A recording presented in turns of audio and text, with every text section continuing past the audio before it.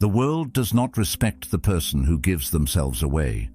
You've been taught your entire life that warmth is a virtue, that if you stay open, kind, endlessly accessible, the world will eventually return that love to you. But look at your own experience. The more available you became, the more taken for granted you felt.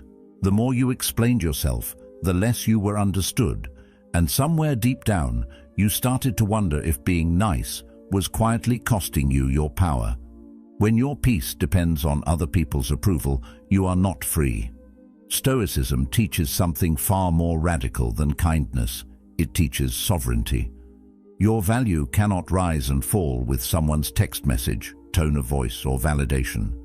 Real strength isn't loud, it's controlled. It's the calm that doesn't beg. It's the presence that doesn't chase. And once you understand that, the way you move through the world changes completely. Here's the truth most people are too uncomfortable to say out loud. Value changes when access changes. That's not a moral statement. It's a law. The more available something is, the less people notice it.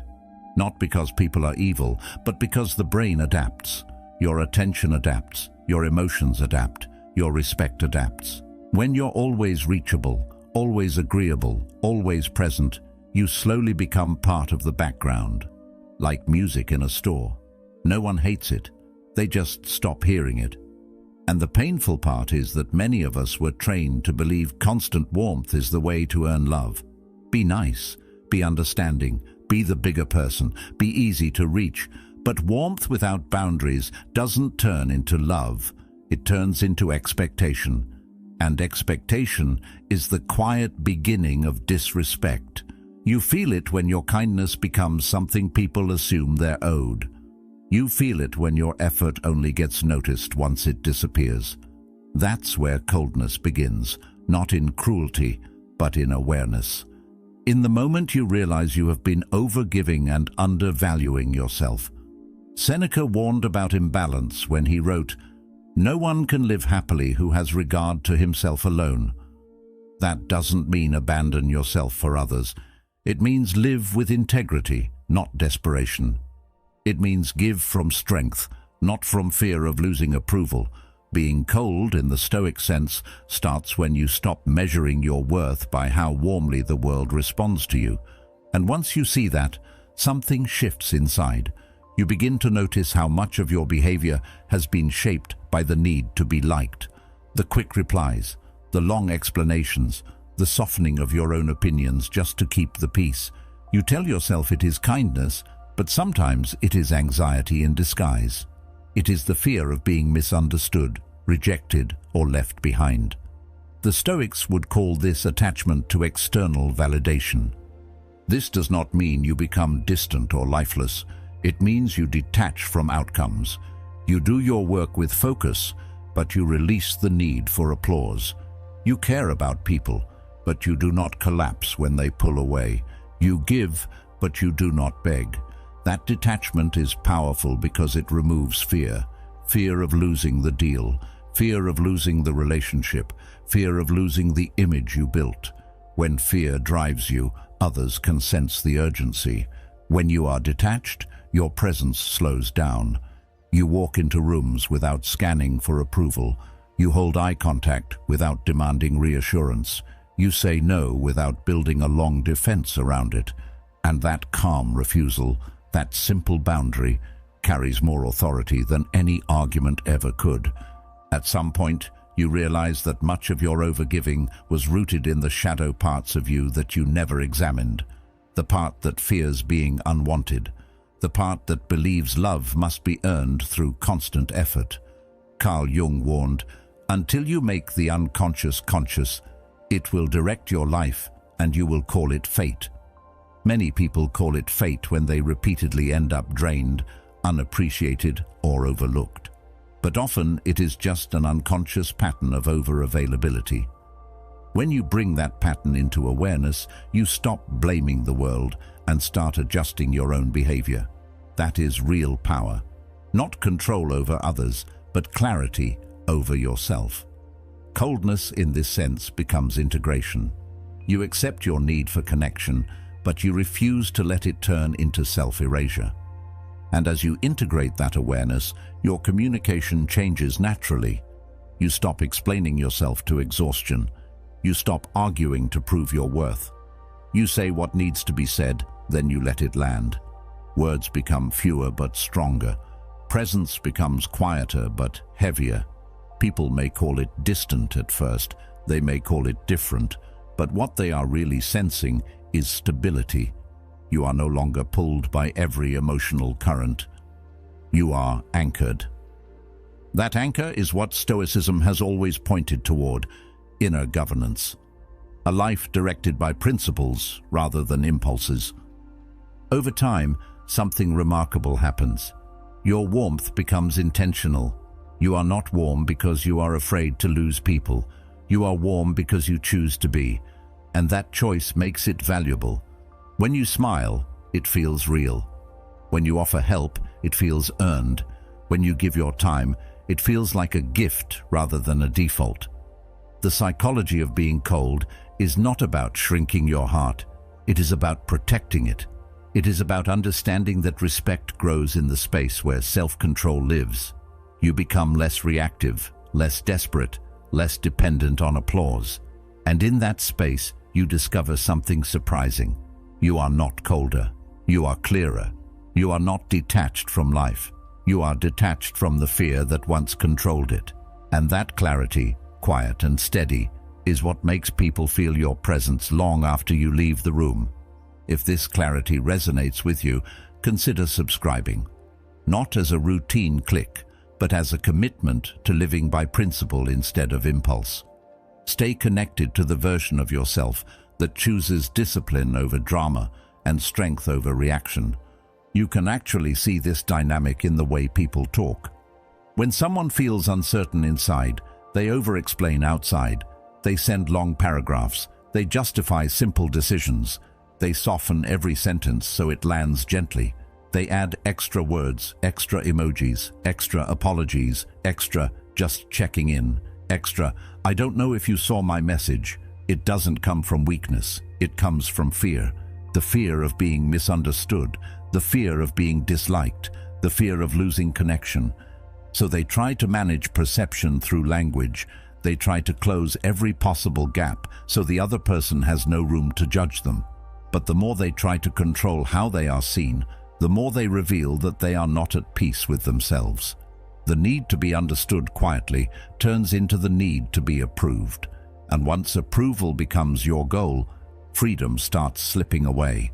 Because you are no longer speaking to express yourself. You are speaking to prevent rejection. This is where Stoicism draws a line that feels uncomfortable at first, but powerful once you understand it. Epictetus said, "If you want to improve, be content to be thought foolish and stupid." That sounds harsh, but it is not an insult. It is a doorway. It means you stop fighting to control how others interpret you. You stop exhausting yourself trying to appear reasonable to everyone. You accept that some people will misunderstand you no matter how clearly you explain. And instead of chasing clarity in their minds, you secure clarity in your own. That is emotional self-sufficiency. It is the ability to speak plainly, act firmly, and allow others to respond however they choose. You do not chase their approval. You do not rush to correct their assumptions. You let your actions stand, and when you do that, something shifts.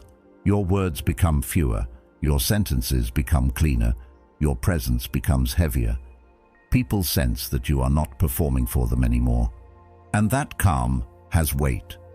Think about the difference between someone who talks constantly to fill space and someone who speaks only when necessary. The first might seem friendly, but their words scatter. The second might seem quiet, but their words land. Silence is not emptiness. It is control. It is space that you choose not to fill. When you become comfortable with silence, other people feel it. They lean forward. They listen more carefully, not because you are trying to dominate, but because you are no longer trying to impress. There is a dignity in restraint. There is strength in letting your ideas breathe without wrapping them in layers of explanation. This is where coldness, understood correctly, becomes clarity rather than distance. It is not about shutting down emotion. It is about refusing to let emotion spill into every sentence. It is about recognizing that your worth does not rise or fall based on how quickly someone agrees with you. When you stop pleading for your position to be accepted, you start standing in it. That stance changes how you move. You respond instead of react. You say no without writing an essay. You express disagreement without apologizing for having a mind of your own. And people notice, not because you are louder, but because you are steadier. This does not mean you become cold in a harsh or cruel way. It means you become selective with your energy.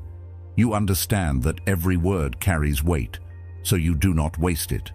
You stop seeing communication as a way to secure safety and start seeing it as a way to express truth. That shift is subtle, but it changes everything. Because once you are no longer performing for approval, you begin to embody presence. And presence cannot be faked. It is felt. It is the quiet confidence of someone who does not need to be constantly understood in order to remain steady. Over time, this way of speaking reshapes your identity. You stop being the person who anxiously manages perception. You become the person who manages themselves. That self-management is the core of Stoic discipline. It is not dramatic. It is not loud. It is practiced in small moments, in the message you do not send, in the explanation you do not add, in the pause you allow to stretch without fear. Those moments accumulate. They build a new standard inside you, and as that standard grows, so does the respect you receive. Not because you demanded it, but because you stopped chasing it. In the end, being cold in this sense is simply being anchored. Your speech reflects your stability. Your silence reflects your confidence. Your restraint reflects your self-trust. You are no longer trying to shape every mind around you. You are shaping your own. And when your mind becomes ordered, your words naturally follow. They become fewer, clearer, and stronger. That is not distance. That is sovereignty. And once you taste that sovereignty, you will never want to go back to exhausting yourself for approval again. Here's where the psychology gets sharp, and maybe a little uncomfortable. Most human beings are shaped by reward and reaction. From childhood, we learn what gets approval and what gets rejection. Smile, and you get praised. Cry, and someone rushes in. Speak up, and someone responds. Stay quiet, and someone notices. Over time, your nervous system begins to map these patterns. It starts to connect emotion with outcome. So if someone can pull a reaction out of you, anger, guilt, fear, excitement, they learn something powerful. They learn they can move you. Not always on purpose, not always with bad intentions. But the pattern forms. The body remembers. If a certain tone makes you panic, that tone becomes a tool. If criticism makes you scramble to prove yourself, criticism becomes a leash. And once someone discovers where your buttons are, they don't have to push hard. They only have to push accurately. When you stop reacting automatically, you become unpredictable in the best way. You are no longer easy to steer. People cannot guess which emotional lever will move you because you are not handing them the control panel, and you can feel how different that is. Someone throws disrespect at you, expecting you to defend yourself, and you do not rise to the bait. You look at them, you listen, you respond only if necessary. Someone tries to pull you into drama, and you do not engage. Someone tests your boundary, and instead of arguing, you calmly enforce it. That is not distance, that is discipline. The cold person is not numb. They are trained. They do not give their emotional remote control to whoever shows up loudest in the room. There is something deeply psychological about this. The human brain is wired to seek patterns. If it expects anger and receives calm, it hesitates. If it expects pleading and receives quiet confidence, it recalibrates. The pattern is broken, and once the pattern breaks, the dynamic changes. Epictetus said, "It's not what happens to you, but how you react to it that matters." That idea is not about suppressing emotion. It is about choosing your response instead of being driven by it. When you react impulsively, you reveal your triggers. When you respond deliberately, you conceal them. You protect your inner world. And protecting your inner world is not secrecy. It is sovereignty. Think about how often people use reaction as a measure of influence. If they can make you angry, they feel powerful. If they can make you jealous, they feel desired. If they can make you anxious, they feel important. Reaction becomes validation. But when you refuse to react in predictable ways, you quietly remove that validation.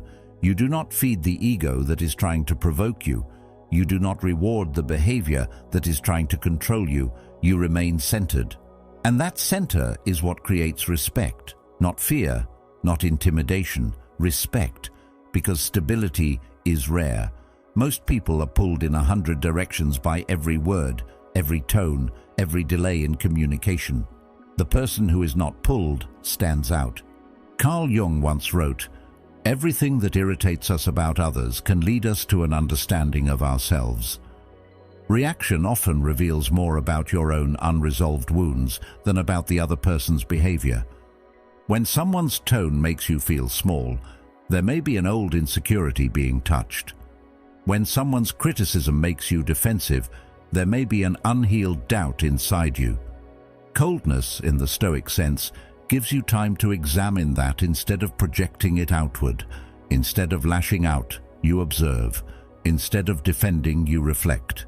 You ask yourself what part of you was activated.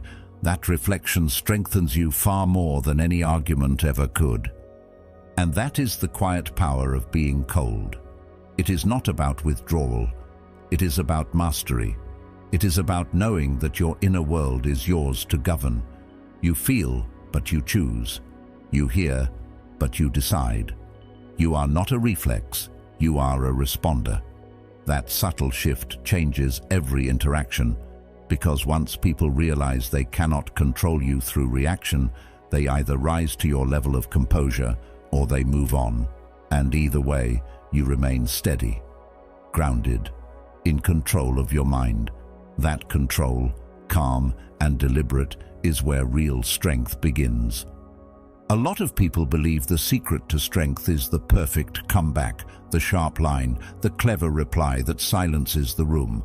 But that is not where real power lives. The real power is in the pause. The pause changes everything. It is small, almost invisible, yet it rewires the moment. When you pause, even for 2 seconds, you interrupt the old script running inside you. The script that says, "Please like me, please don't leave, please don't misunderstand me, please don't be upset." Most of us do not even realize how often we are negotiating for acceptance. The pause is where that negotiation stops. It is the quiet space where you remember that you are not a reflex. You are a chooser. That tiny gap between stimulus and response is where discipline is built. It feels uncomfortable at first, because you are used to reacting quickly. Quick defense, quick apology, quick explanation. But when you pause, your body learns something new. It learns that discomfort is survivable. It learns that you do not have to rush to fix how others feel about you. And in that pause, your energy shifts.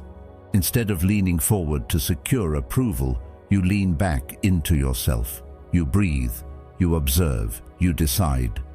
Epictetus once said, "No man is free who is not master of himself." Mastery begins in that space between feeling and action. It begins when you choose not to hand your reaction to whoever provokes you. Something interesting happens when you grow comfortable with silence. The other person begins to fill it. They explain more, they talk longer, they reveal more than they intended. Not because you are manipulating them, but because silence creates uncertainty, and most people cannot tolerate uncertainty. We are wired to close gaps quickly. When you do not rush to close the gap, the dynamic changes. The attention shifts. Calm becomes a mirror. It reflects the other person's energy back to them. If they are anxious, their anxiety becomes louder against your stillness. If they are aggressive, Their aggression looks exaggerated next to your composure. Marcus Aurelius reminded himself, "You have power over your mind, not outside events." The pause is how you live that truth. It is how you protect your inner world from being invaded by every external impulse. Calm can feel intimidating to others because it signals inner stability. It suggests that you do not need the moment to go your way in order to remain steady. In a world where people perform their emotions loudly, where reactions are instant and constant, restraint stands out. Not as coldness in the cruel sense, but as grounded presence. Think about the difference between someone who reacts immediately and someone who listens, considers, and then responds. The second person feels stronger, not because they speak more forcefully, but because they are not rushing. They are not scrambling to secure validation. They are comfortable letting the moment breathe. This kind of calm is not numbness. It is trained awareness. It does not mean you feel nothing. You still feel irritation, excitement, disappointment. The difference is that you allow those feelings to pass through you before you act on them. Seneca observed, "We suffer more often in imagination than in reality." Much of our quick reaction is fueled by imagined threat. We assume rejection before it is confirmed. We assume attack before it is clear. The pause interrupts that imagination. It gives you time to ask whether what you are reacting to is real or just a story in your head. Often, the story dissolves once you slow down. Over time, the pause becomes natural.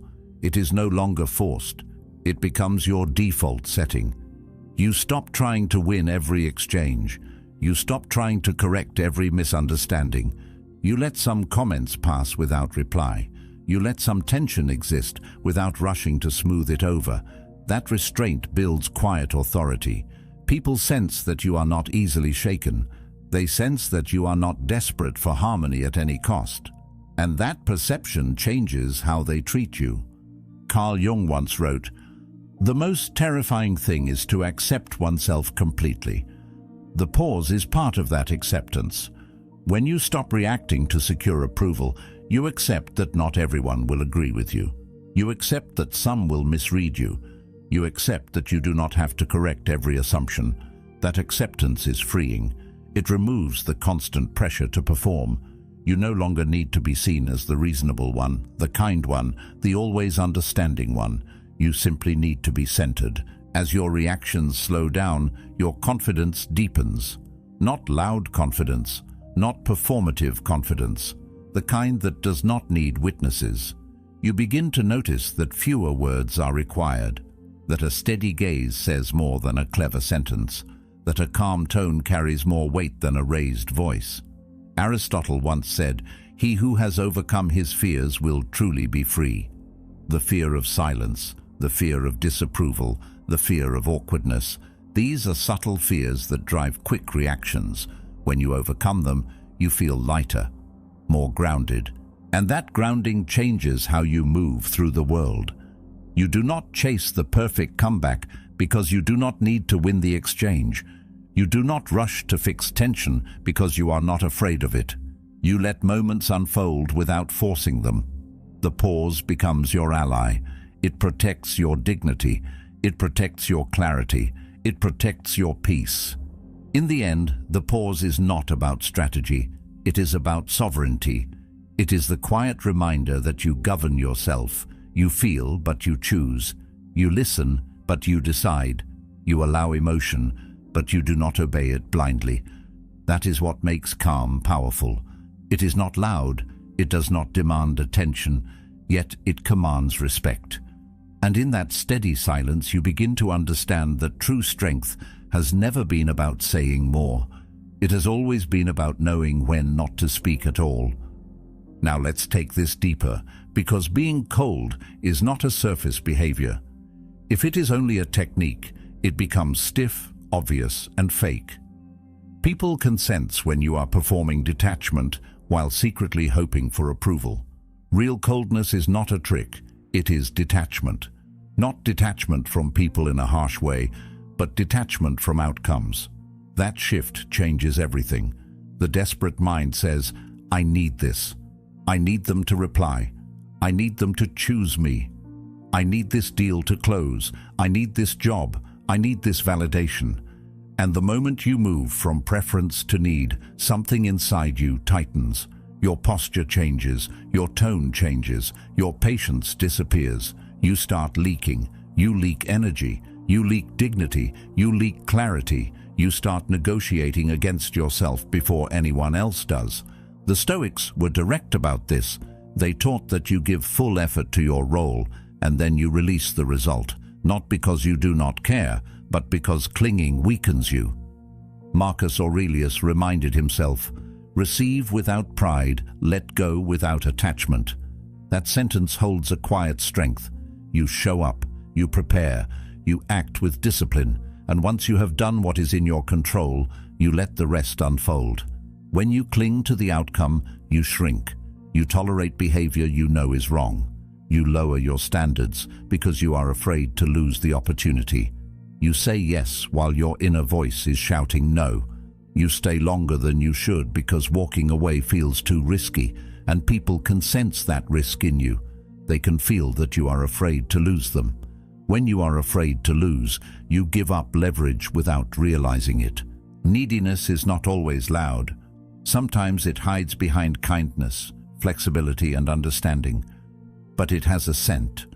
It signals that you will accept less than you deserve because you are scared of ending up empty-handed. Detachment sends a different message. It says, "I would like this, but I do not depend on it. I value this, but I will not trade myself for it." That message carries weight, not because you are trying to intimidate anyone, but because you are complete enough to walk away. Seneca observed, "He who is brave is free." Courage here is not about confrontation. It is about being brave enough to lose what is not aligned with you. It is about trusting that your worth does not collapse when something leaves your life. Detachment does not mean you stop caring. It means you stop begging. You stop tying your identity to external outcomes. When someone does not reply, you do not spiral. When someone chooses differently, you do not collapse. When a deal falls through, you do not see it as proof of your inadequacy. You feel disappointment, but you do not let it define you. Epictetus said, "Make the best use of what is in your power and take the rest as it happens." What is in your power is effort, character, response. What is not in your power is someone else's decision. Once you understand that deeply, you stop chasing control where it does not exist. There is a strange freedom in this. When you are detached from outcomes, you become more effective. You speak more clearly because you are not afraid of losing the conversation. You negotiate more firmly because you are not terrified of the deal collapsing. You love more honestly because you are not clinging to the other person as your only source of worth. Detachment sharpens you. It removes the fog of desperation. You can see situations for what they are instead of what you hope they will become. And that clarity changes your choices. Carl Jung once said, "The privilege of a lifetime is to become who you truly are." Many people never reach that privilege because they are too busy trying to secure outcomes that validate them. They shape themselves around what will be accepted. They bend around what will be approved. They attach their identity to external confirmation. Detachment is the moment you begin to stand in who you are without waiting for applause. You do not twist yourself to fit. You do not shrink to be chosen. You do not inflate to be admired. You remain steady. And that steadiness makes you more attractive, not less. It is important to see that this is not coldness in the sense of emotional emptiness. It is coldness in the sense of inner solidity. You are not asking the world to complete you anymore. You are not searching for someone else to fill the gaps inside you. You still desire, you still prefer, you still care, but your peace is not on the line. You are willing to lose what does not align with you, and that willingness changes your energy completely.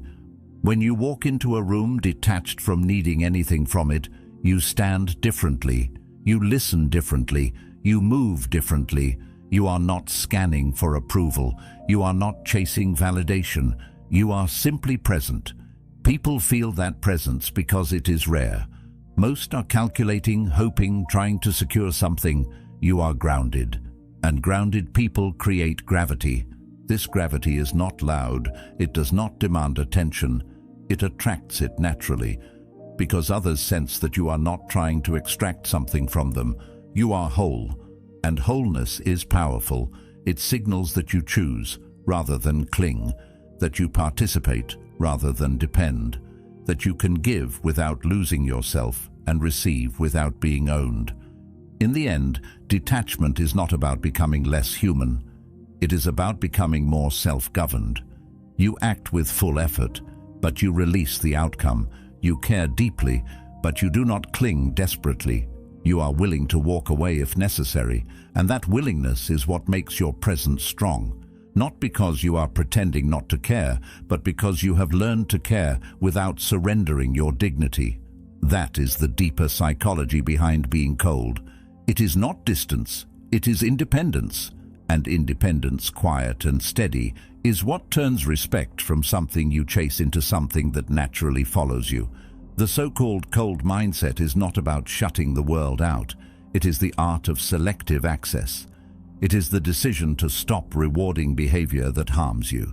It is the discipline to stop explaining your limits like you are asking permission to have them. That shift is subtle but powerful. Instead of over-justifying your no, you let it stand.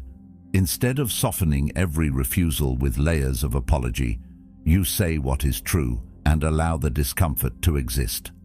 That doesn't work for me. I'm not available for that. No.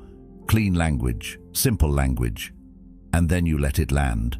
No performance, no dramatic tone, just clarity. And clarity has weight. When you first begin to do this, it can feel unnatural. You may feel tension in your chest. You may feel the urge to add extra explanation, to smooth the moment, to make sure the other person still likes you. That urge is old conditioning. It is the part of you that learned love by being agreeable. It is the part that learned safety by avoiding conflict. But safety built on self-erasure is not real safety. It is dependence. Boundaries interrupt that pattern. They force you to tolerate a little discomfort in exchange for long-term respect.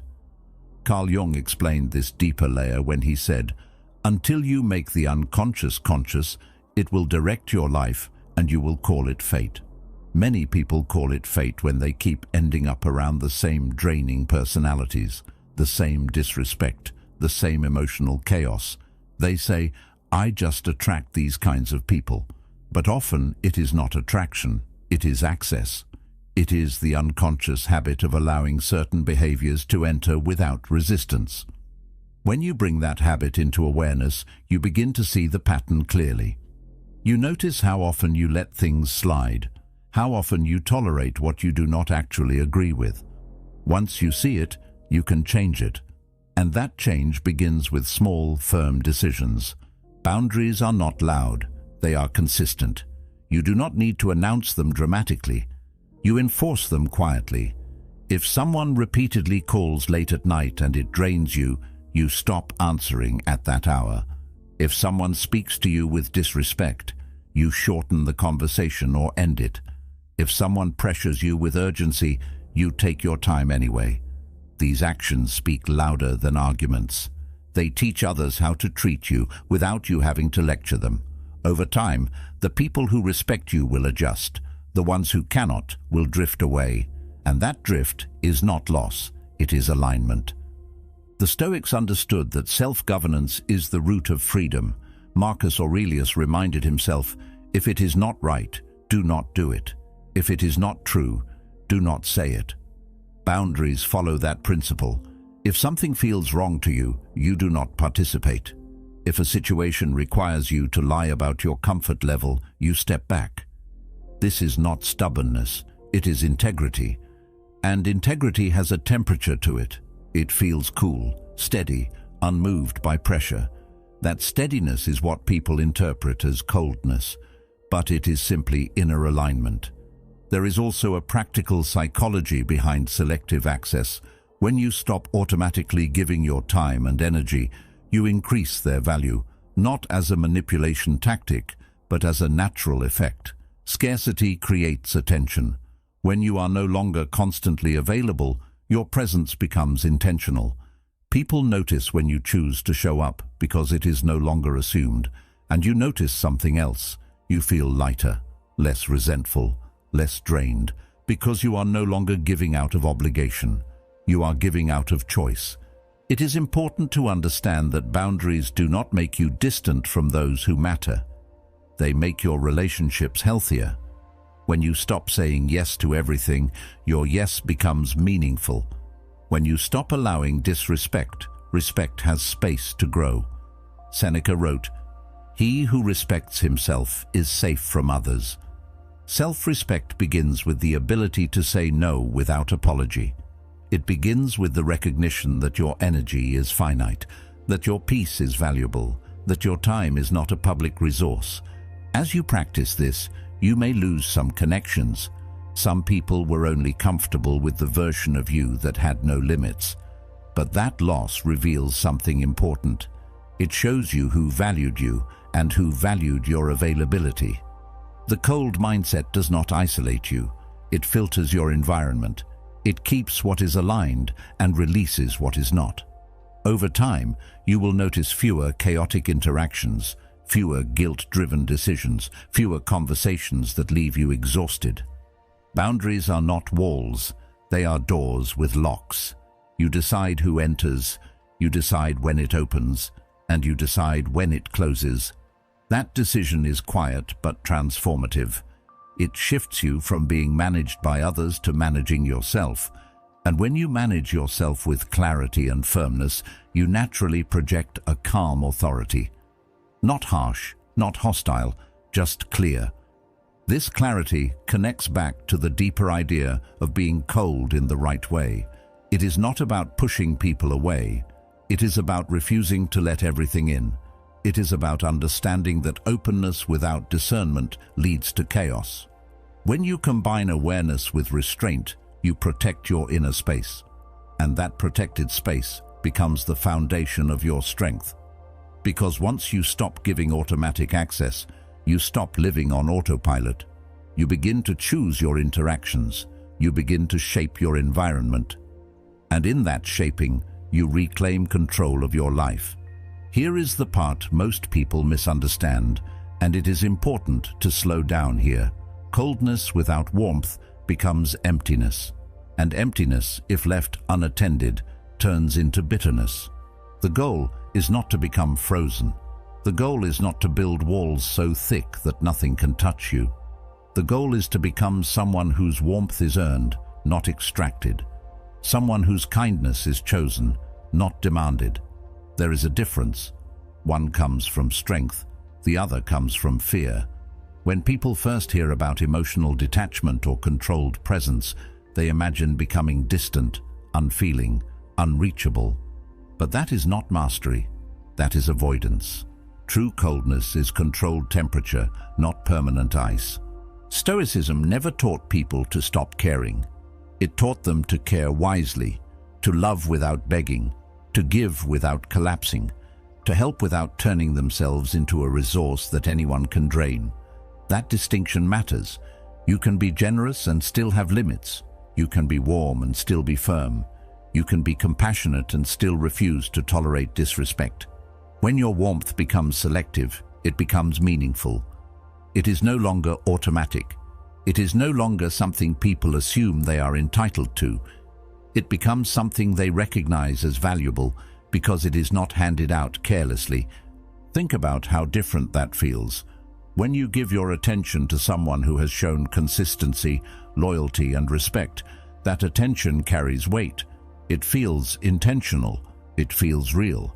When you offer support to someone who has stood by you, that support feels strong rather than desperate. The energy changes.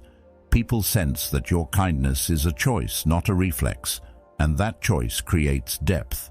Marcus Aurelius once wrote, "Waste no more time arguing what a good person should be.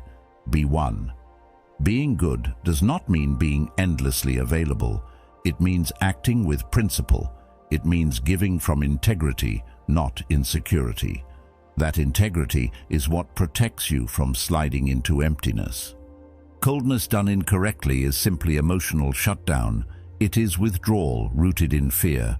But coldness done correctly is clarity. It is the decision not to melt for noise, not to collapse under pressure, not to chase someone who treats you like an option. When you stop chasing, something powerful happens. You notice who steps forward without being pulled. You notice who respects your space without being reminded. You notice who values you without constant reassurance. That awareness protects your energy, and it filters your environment in ways that arguments never could. There is also a deeper psychological layer here. When your warmth is automatic, people stop noticing it. It becomes background. But when it is intentional, it becomes impactful. Scarcity sharpens perception, not as a tactic, but as a natural effect. When you are not warm to everyone, the warmth you offer becomes felt. It lands, it stays, and strangely, you begin to respect yourself more, because you are no longer handing out the best parts of you to anyone who asks. You are discerning, you are thoughtful, you are aligned. Epictetus taught that freedom begins when you control what is within your power and release what is not. Your warmth is within your power. Where you direct it is within your power. You do not owe it to everyone. You do not owe access to everyone. When you choose carefully, you prevent resentment from building. You prevent bitterness from forming, because bitterness usually grows when you give too much to those who give too little back. Selective warmth keeps that imbalance from taking root. There is something magnetic about steadiness, not dramatic intensity, not emotional volatility, steadiness.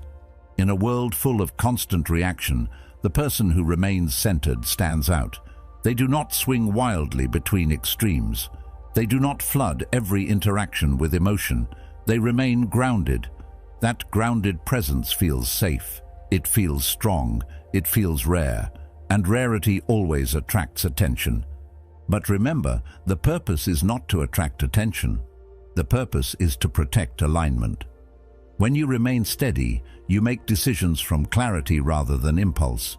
You respond rather than react. You give because you choose to give, not because you fear losing someone. And that difference reshapes your relationships. You are no longer negotiating for approval. You are participating from strength. Over time, you realize that being intentionally cold in certain moments allows you to be deeply warm in others. Because your warmth is no longer diluted, it is not spread thin across people who do not value it. It is concentrated, focused, meaningful. That focus restores balance. It prevents emptiness.